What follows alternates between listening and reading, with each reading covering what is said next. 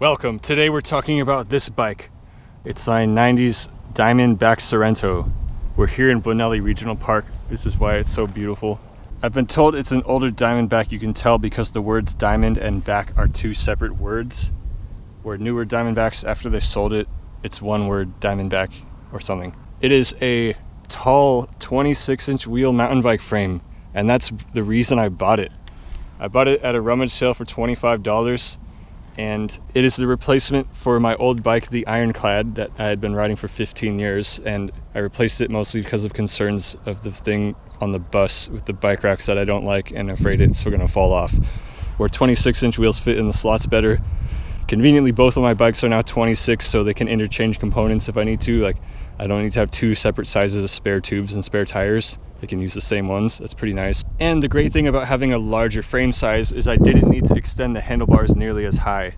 Where the other bike, it had like this super long thing that I had to weld, and it probably weighed like 15 pounds.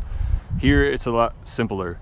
And additionally, the seat post is the original one, where on the Ironclad I actually had to machine my own seat post because they didn't make any that tall. The way I lifted this one up is kind of unique. As you can see, I kept the original handlebars. I sawed off the end of them though because I didn't need it.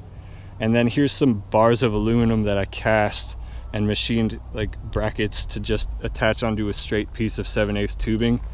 This is really like experimental and kind of just mad scientist slash environmentalist bragging here, because this metal I cast myself out of recycled aluminum, melted it with used vegetable oil, and used it as a bike component.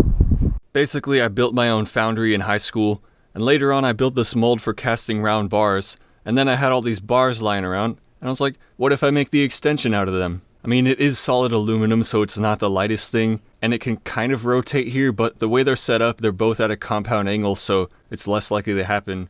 The original stem, however, I had to weld it to stop it from rotating, because with all that leverage on here, it was behaving like those BMX or cruiser handlebars that are so high up that have that problem because there's so much leverage. So I just welded them together. Since they're both steel, I can do that, and so far it's been working.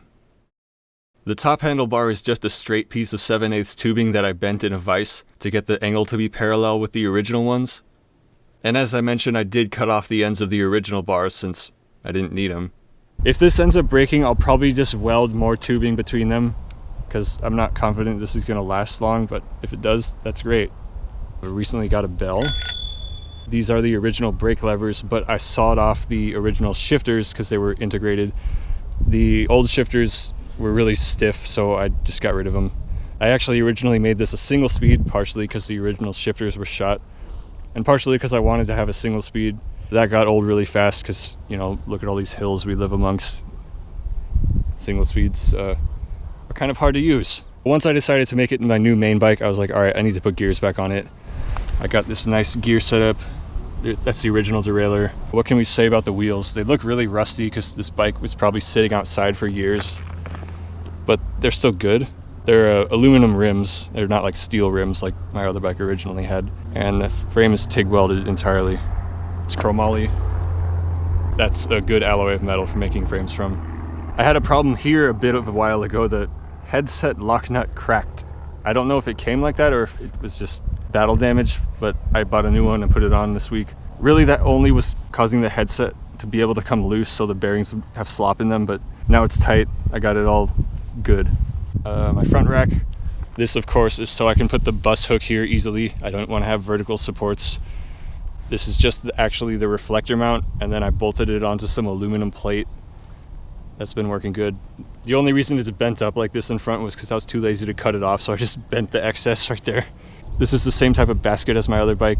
It was a shelving unit that I welded the corners together. Oh, and on this one, I just hose clamped the basket rim to the original handlebars. That only works because the height that the handlebars are at compared to where the bottom of the basket is. Like on the San Antonio Smuggler, that wouldn't work because the handlebars are like up here. And then my light mount, you saw it on the other bike. The speaker mount and the stem shifter mount is the same thing. I didn't have room for thumb shifters, it turned out, so I bought this stem shifter, which those originally mount here, but having to lean down that far would be super annoying, so I machined an adapter to bolt onto here, and that's usually not where they're supposed to go, but I made it work. And then while I was at it, I made the bracket also for my speaker mount, so it's the same piece. That's pretty much it for the handlebars. A lot of the stuff's original because I haven't had it that long. It has a cup and cone style bottom bracket. I'm not the biggest fan of these, even though people praise them a lot. The bearings can come loose. I actually had some bearings break before when it was single speed, but I replaced them. And if it fails on me so much, I'll probably replace it with a cartridge bottom bracket because it's the same threading in there, so you can just interchange it easy. I also had some bearings fail in the front wheel as well, but I was able to replace those. The reason people like the cup and cone style bearings is because they're serviceable. Like in my case, I just had to replace a few individual ball bearings, where the cartridge style you have to replace the whole thing. So it's cheaper to service, but it can be a bit of a pain. I recently got a kickstand for it. That's a good thing because the Ironclad never had a kickstand. That was one of the most absurd things. Like, why doesn't my main bike have a kickstand? I put like all this other ridiculous customization on it, but no kickstand? Come on. I think I was just scared that it was too heavy that a kickstand would never work, but this one works depending which angle you have it at. It works sometimes, but it's better than nothing. I made a setback adapter for the seat because the frame geometry is more comfortable this way. And the rack I built out of aluminum angle pieces and just some blocks that I filed grooves in so it was more fit to the contour of the seat stays. And this is probably not the best way to bolt it on. The only reason I did this is because the frame had no brace points on the seat stays right here. And I integrated this box into the rack itself with pop rivets, where on the Ironclad the box and the rack were two separate things. This is just a toolbox. I designed it to have a padlock on it because one time at school someone borrowed my patch kit without asking and didn't give it back. The box was made out of a trash can I found on the side of the street, and I just bent it. And the corners are actually spot welded because I have a spot welder now, where my old box was all pop riveted. It's pretty nice, and I love how it's integrated with the rack so it's less complicated. This was actually my second attempt at building a rack for this bike. The first time I was trying to be super light by using crutches tubing, and I machined a bunch of special brackets out of those cast aluminum bars, but they had to be so thin that they cracked when I was putting them together. So I gave up on that and switched to using aluminum angle pieces, since they're pretty reliable. The rack has holes in it for mounting the carabiner laptop case thing that I usually use, but it also has slots in it because of the new pannier bags that I was given have hooks that go like that. Because this rack doesn't have tubing, you could just sit the hooks on. I made these slots in it. It was kind of annoying to cut them because I had to drill holes and then use a Dremel to slot open the holes. This valve cap is from the reverse osmosis pressure tank. I thought it was funny because it looks like a little wizard hat. That's cool. I think that's about it. There's really not much more to it. It doesn't have as many stories yet. Oh yes, I forgot to mention what I named this bike. Because it's called the Sorrento, I was originally going to call it the Sorrento Valley Train Spotter, since that's a popular train spotting destination in San Diego, and I actually rode it there once. See also that video. But I was like, you know what, Sorrento Valley Train Spotter is too many syllables, and I already have another bike with a dumb name, so one day I was riding this along one of the old Pacific Electric right-of-way trails.